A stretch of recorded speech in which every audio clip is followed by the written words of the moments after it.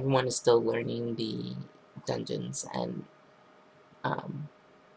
as a priest, you have to learn the dungeon the quickest because you're keeping your party alive while they're learning this shit.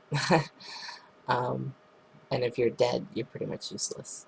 So, with Grace of Resurrection, it allows you to self-resurrect upon death.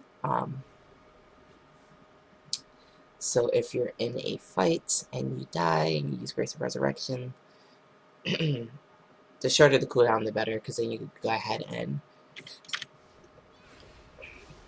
rebuff yourself and be able to die without having to worry about no one resurrecting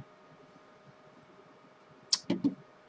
So yeah, if I don't have Grace of Resurrection, that's 5 points to use. I put those 5 points into this Fleet-Footed Blessing of Zenobia, grants you extra movement speed, that's always a bonus.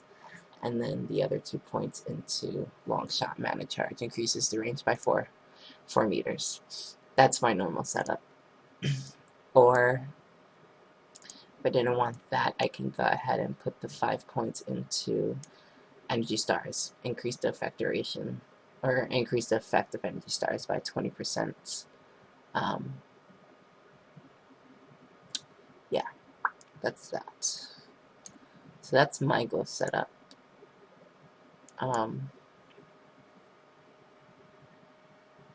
Yeah, I hope that helps you guys. Alright, let's move on. Gear. Currently, I am using a mixture of Renegade, Discovery, and Ambit. Sadly, I don't have a Discovery weapon yet. I just have shitty luck, so no Discovery weapon, but I do have a plus 12 Ambit. Does the job for now. I'm not too knowledgeable about perfect rolls, but I have 6% more damage when you attack, increase your healing skills by 6%, and replenish 0.6 of your total MP instantly when you use a skill. I think that's fine. I don't know, there could be a better roll that does the job. I'm good with that. Do 6.9% more damage when you attack prone targets. That's actually pretty bad. I should probably reroll that. Increase your healing skills for plus 4, plus 6, plus 9. Replenish 0.6 of your total MP when you use a skill. Attack speed. All okay. You want to go ahead and etch your weapon for either crit or attack speed. It's in my bank, but I have a etching for attack speed for when I get my discovery weapon. Crystals. Everyone uses a different setup pretty much. I use 2 fine brilliant cruxes, increases your mana regen. It gives you MP replenishment by 41 per 5 seconds per glyph. When I first started, I used to use 4 of these. It's not really that needed with the, with the infused charm, and yeah, you shouldn't really need MP regen that much. Fine Swift Crux increases movement speed by 15 while in combat. Priests need to be able to be mobile, so that helps a lot. Fine Carving Crux increases your crit chance by 3%. Your heals do crit, so this affects your heals. It's not for your damage. I always have people asking me, why do you have that? You're not supposed to be DPSing. It's not for my DPS, it's for my heals. The more you crit, the better. And then for your accessories, you have 2 options here. You have Grounding, which increases your endurance by 3, or I believe it's called Scouring, I think. which increases your heals by 2% per crystal. I don't know. I've never used them. I don't think they're. I mean, they can be useful, but I would rather be alive. I'd rather be able to tank a hit than have to die to the hit and then resurrect and whatever. I just think tankiness is better than your heal potency. Oh, this guy's want a buff. So,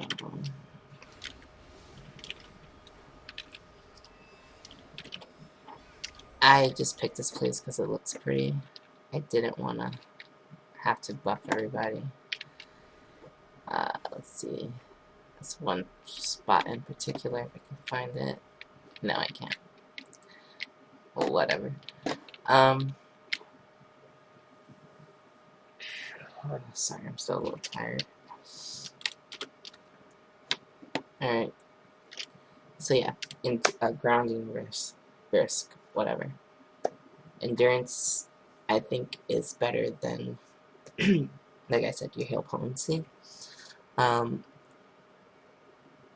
then for your armor, you want to use the hardy.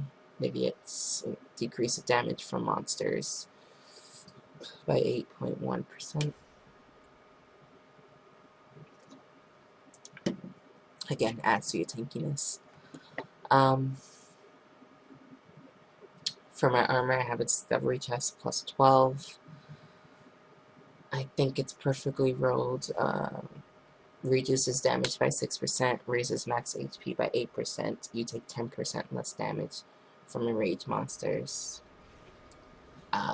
And increases the healing circle by 10%, which is this skill. Can't really see it, but yeah, it's this skill.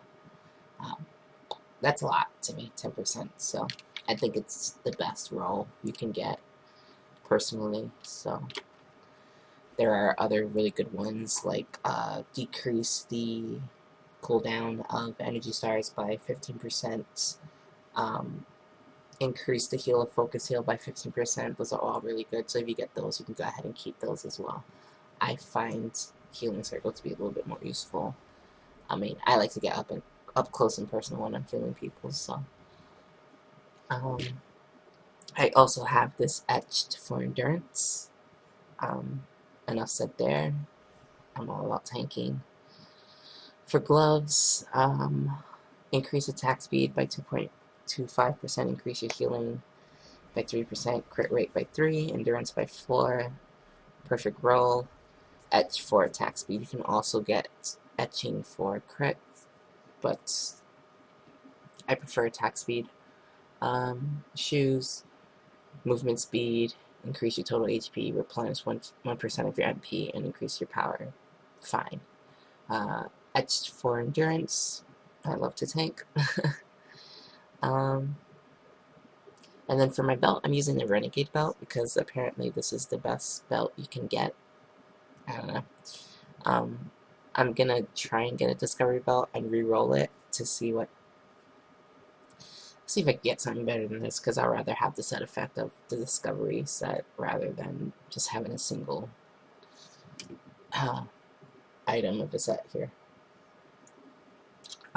Even though this says you cannot re-roll these with semi-animatic scrolls, you can. So if you get a Renegade belt from Vault and it has a crappy roll, go ahead and re-roll it.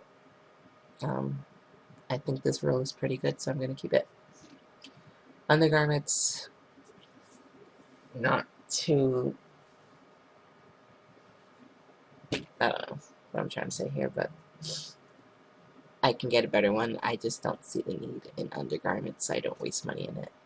If I happen to get one from Vault or from a box, so be it, but I'm not going to go and spend 80,000 gold on the best undergarments you can get for slight improvements in my stats. Just not worth it. Okay, for accessories, I use 2 sets of Frostwise, so a Frostwise earring with the necklace, and 3 fire tunes for the 3 set effects.